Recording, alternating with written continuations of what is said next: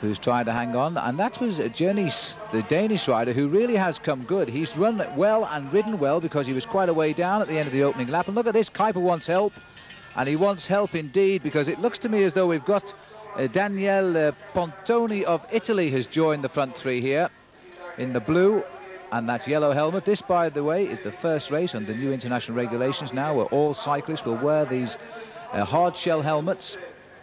One or two of them don't like them, by the way. For example, one that was complaining bitterly about them, he said it made him look stupid, was the rider who finished second in this year's Tour de France, Claudio Chiappucci, which of course was last year's Tour de France now. 3 laps to go. This is the chasing group, but the man, they really are making no impression at all, as Thomas Frischknecht really ever so nimbly through the planks quickly and back on his bike. And I'm wondering the reason for putting these planks so close together. There are in fact 3 of them very close together, because a couple of years ago when Danny Deby won the championship at Pontchâteau, he managed to jump these without getting off his bike. So they put them so close together now, it's impossible to jump them, and you've got to get off your bike. Kuiper comes through. And Pontoni passed again by Camrada. What a scrap it is at the back here. Anybody could take silver and bronze, but unless Frischknecht makes a mistake at the front, the gold is going to be his. There's Denise, the only Danish cyclocross rider of note. He's had 10 wins, in fact, in Denmark this year, but has also suffered from a bad back, and we haven't seen too much of him racing in Europe. Well, it seems the back is cured today, because he's come right through the field, and he's up in that leading group. There's Kuiper, number 75, and a view down the steps as Kuiper swings round. Oops, and he's gone down. You see his legs gave a little bit. They slipped off the end of the steps. So Kuiper has gone down, but he's lost nothing at all. Perhaps the others have closed up very slightly, Camrada and Pontoni. So there we are. Kuiper is over the top on the dual carriageway, heading off. Let's have a look at that again, and we'll take a short break. Come back soon.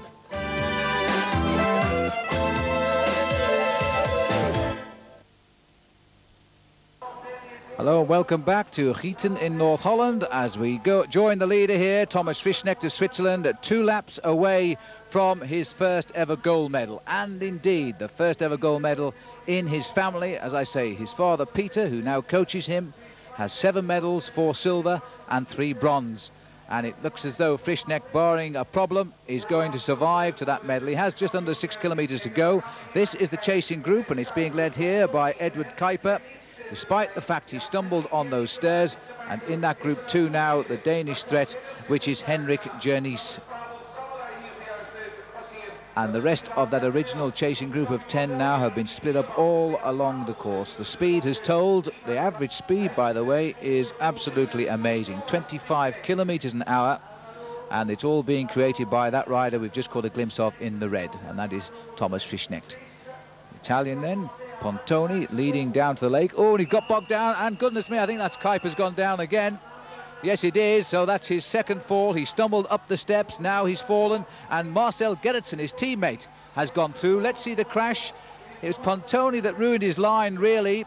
Kuiper's gone, and he's rather lucky that that water's frozen, because I think it was rather cold if it had gone in there. So Kuiper very quickly back on his bike. This is the situation. Frischknecht leading by just over 25 seconds from Kuiper, but we've seen the change already there. Pontoni is 3rd, Janice is 4th, Gerritsen is 5th, and Pavel Camrada is in 6th place. By the way, Pavel's brother Karol is riding in the professional race, which we'll be seeing very shortly.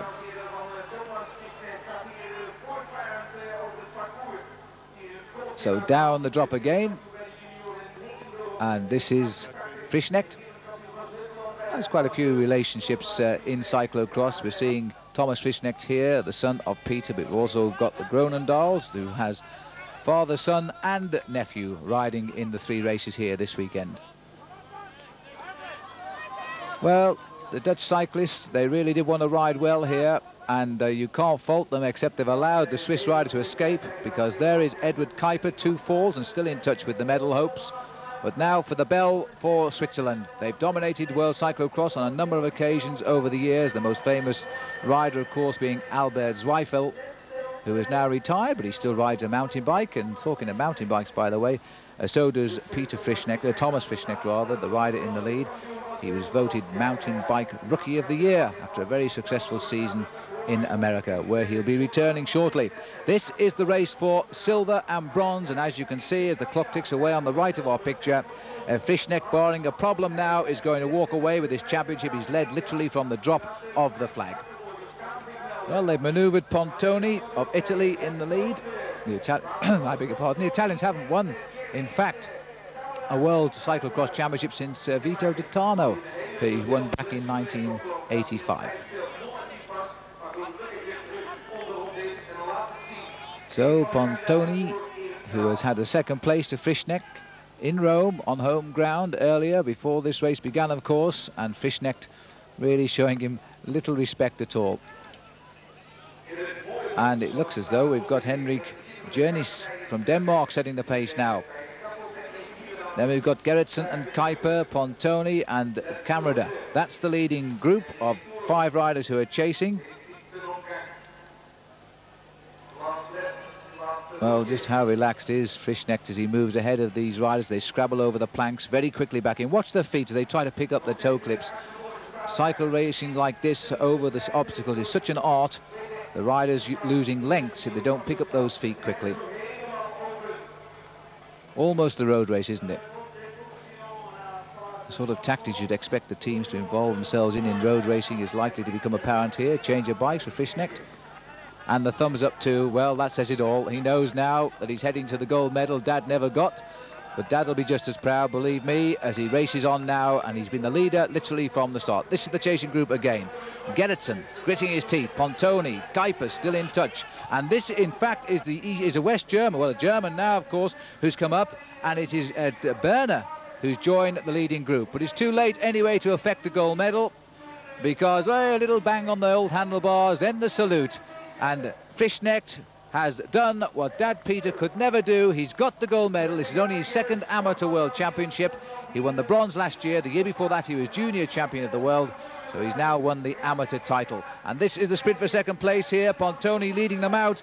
Jernis is tucked into Pontoni's wheel. He's gone to the left of our picture.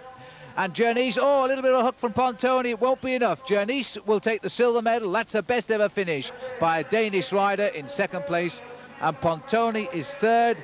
Gerritsen is fourth, and Kuiper there takes fifth place.